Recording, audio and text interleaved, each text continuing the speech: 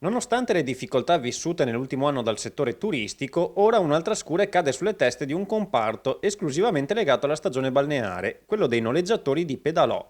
Da Bibbione a Cavallino Treporti è unanime il malcontento per la decisione del governo di aumentare il canone demaniale per i gestori, che da 362 euro passerà a 2500, con un incremento di quasi 7 volte. Purtroppo quest'anno abbiamo un problema non da poco.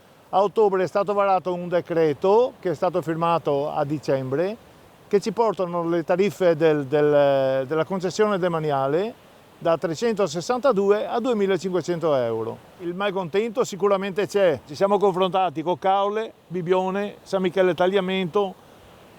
Abbiamo fatto insomma una riunione fra tutti quanti gli operatori.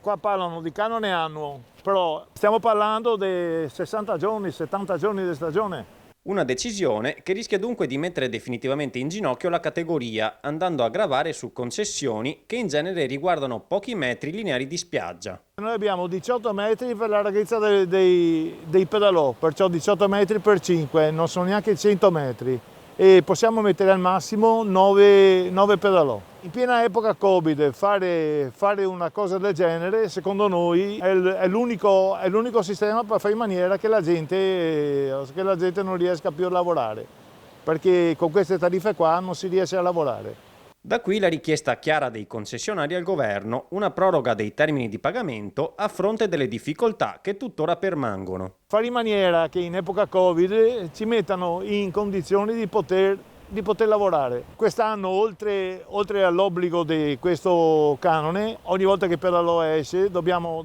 sanificare tutto e da quest'anno entra in vigore l'obbligo della cassa col scontrino fiscale, insomma. Quello che chiediamo noi come associazione, dato l'epoca Covid, è cercare di avere una proroga o quantomeno una riduzione del canone per quest'anno,